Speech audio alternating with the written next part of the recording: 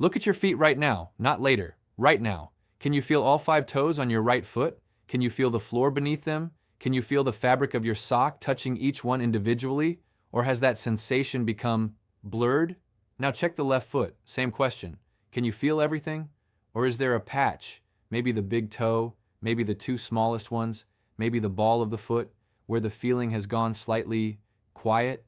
If you felt that, if there was even one spot where the sensation was duller than it should be, or absent in a way you can't quite explain, then you already know what I'm about to talk about, but you probably don't know why it's happening.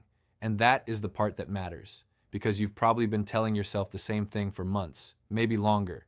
You've been saying, it's nothing, it comes and goes, my foot probably fell asleep, I probably sat on it wrong. And then it happened again, and again, not dramatically, not in a way that made you call a doctor, just there, that numb patch, that tingling, that strange, low-level buzzing in your toes that shows up at night or after sitting or sometimes for no reason at all.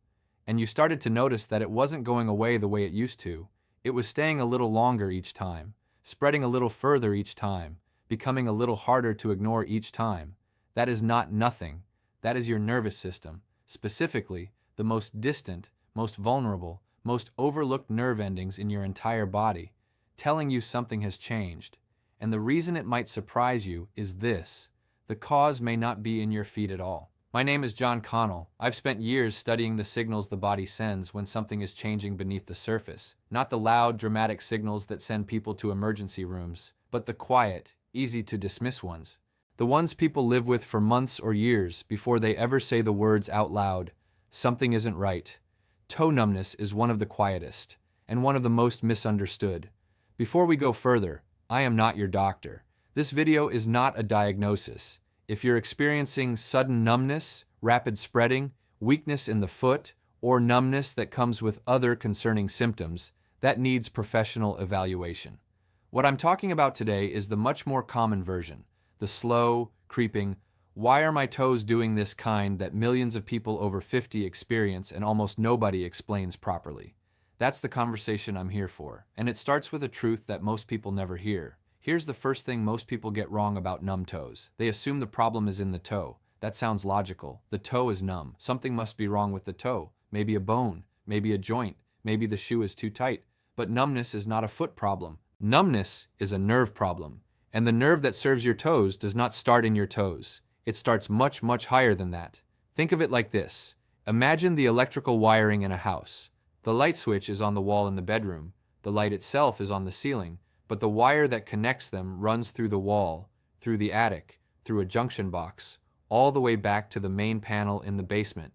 If the light flickers, if it dims, if it buzzes, if it goes out, you don't automatically assume the light bulb is broken. You ask, where along the wire is the problem? Because it could be the switch, the junction box, a pinch in the attic, a fault at the breaker, or yes, the bulb itself. Your toes are the light bulb, but the wiring runs from the base of your spine, through your pelvis, through your hip, down through your entire leg, through your ankle, and finally, after traveling nearly 4 feet of biological cable, reaches your toes. That is a very long wire, and a problem at any point along that wire can show up as numbness in the toe. But here is what almost nobody talks about. The most common place where that wire gets crowded, compressed, or irritated for people over 50 is not where most people look. It's not in the toe. It's not always in the spine. It may be somewhere in between, somewhere you use every single day without knowing you're slowly compressing the very nerve that keeps your toes alive. And that is the hidden cause this video is about. Let's walk through this step by step. Your feet receive their sensation through 2 main nerve pathways. Both originate from the lower spine. Both travel down through the leg, and both pass through several checkpoints, tight spaces, narrow tunnels, muscular corridors, where they are vulnerable to compression. Think of these checkpoints like toll booths on a highway. When traffic is flowing, the toll booth is barely noticeable. You pass through at speed and never think about it. But when traffic backs up, when something narrows the lane, or a gate gets stuck, suddenly that one checkpoint becomes the place where everything jams. Your nerves pass through similar checkpoints. And as we age, as muscles tighten, as posture shifts, as we sit more and move differently, some of those checkpoints begin to narrow. Not dramatically, not enough to cause pain, at first. Just enough to slow the signal. And when the signal slows, the first thing you lose is not movement, it's sensation. That is why numbness usually arrives before pain. That is why most people dismiss it, because it doesn't hurt.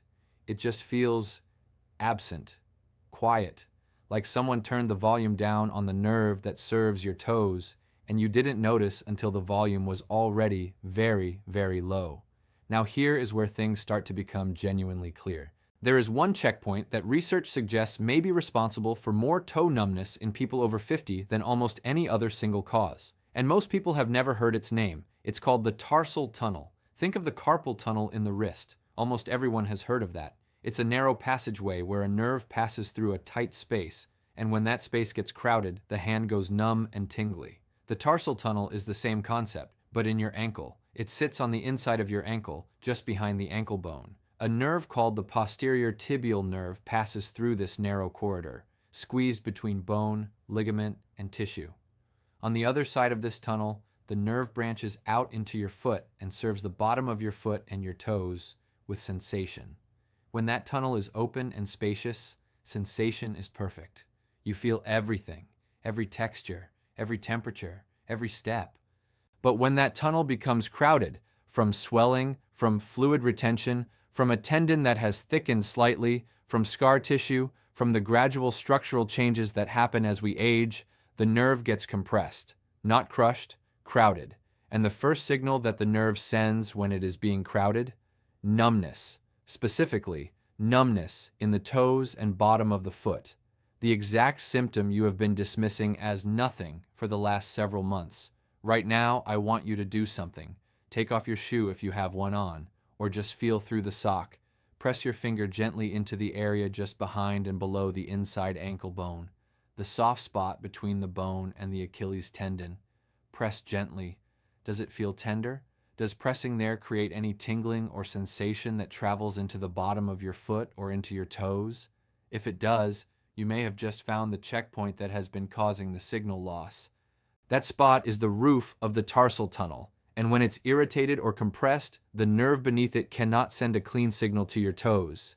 Most people live with this for years without ever knowing that specific spot exists. But here's the part most people don't notice until later. The tarsal tunnel is not always the only checkpoint involved, because the nerve that passes through the tarsal tunnel did not originate at the ankle. It traveled from higher up, from the knee, from the hip, from the lower spine. And if the nerve is already irritated or slightly compressed at a higher checkpoint, from a tight piriformis muscle in the hip, from a narrowed space in the lumbar spine, from a position you sit in for hours every day, then by the time that nerve reaches the tarsal tunnel, it is already stressed. A nerve that arrives stressed tolerates less compression at the next checkpoint. Research calls this double crush phenomenon, and it explains something that has probably been confusing you. Why the numbness comes and goes, why some days are worse than others, why sitting for a long time seems to make it worse, why mornings can be strange, why certain positions trigger it and others don't. It is not random. It is the nerve being squeezed at more than one point along the highway. And depending on how much total compression there is at any given moment, the signal either gets through to the toes or it doesn't. On a good day, less compression, the signal gets through. Toes feel normal. On a bad day, more compression from sitting, from posture, from fluid, from tightness.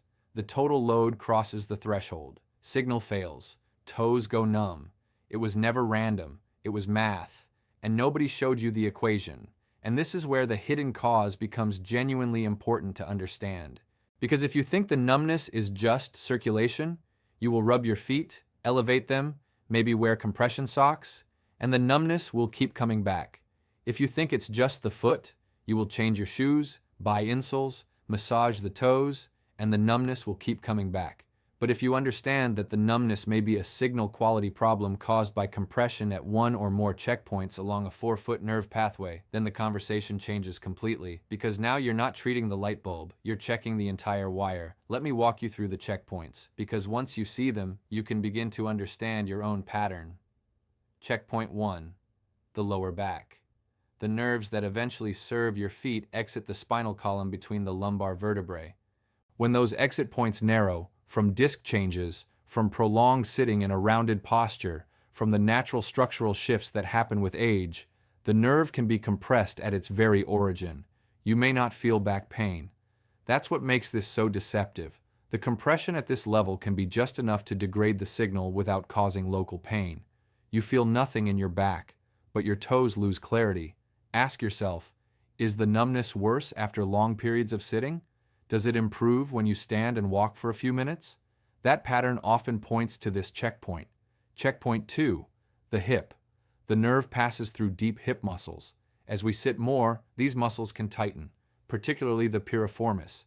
A tight piriformis can press on the sciatic nerve, which carries the fibers that eventually serve the foot. Again, you may not feel hip pain. You may not feel anything at all at the hip. But the nerve is being compressed there, and the toes are receiving the degraded signal. Ask yourself, is the numbness worse on one side than the other? Does it seem worse in the leg you tend to cross over the other? That asymmetry often points to this checkpoint. Checkpoint 3, the knee. The nerve passes close to the surface near the outer knee. Crossing your legs, sitting with pressure behind the knee, or even sleeping with knees pressed together can compress the nerve at this level. Checkpoint 4, the tarsal tunnel, the one we already discussed, the ankle corridor where the nerve passes through its tightest, most vulnerable space before entering the foot. Each checkpoint individually may not cause numbness, but together, especially when 2 or 3 are slightly compressed simultaneously, the cumulative effect can push the total compression past the threshold where the nerve can maintain clean signal to the toes. That is the hidden cause, not one dramatic problem. A chain of small, quiet, completely invisible compressions that add up to a signal that can no longer reach your toes intact. And this is where things start to become clear in a way that may actually help. Because if the numbness is caused by accumulated compression at multiple points along the pathway, then reducing compression at even one of those points may be enough to bring the total load back below the threshold. You don't have to fix everything. You may just need to relieve enough. That is a completely different conversation than my toes are numb and I don't know why. That is, my nerve is being squeezed at several points, and if I can open up even one of those spaces, the signal may start getting through again. Here is something you can try right now. Stand up from wherever you are sitting. Place both feet flat on the floor. Now rise onto your toes slowly, lifting your heels completely off the ground. Hold for 2 seconds. Lower slowly. Do it 5 times. What did you feel?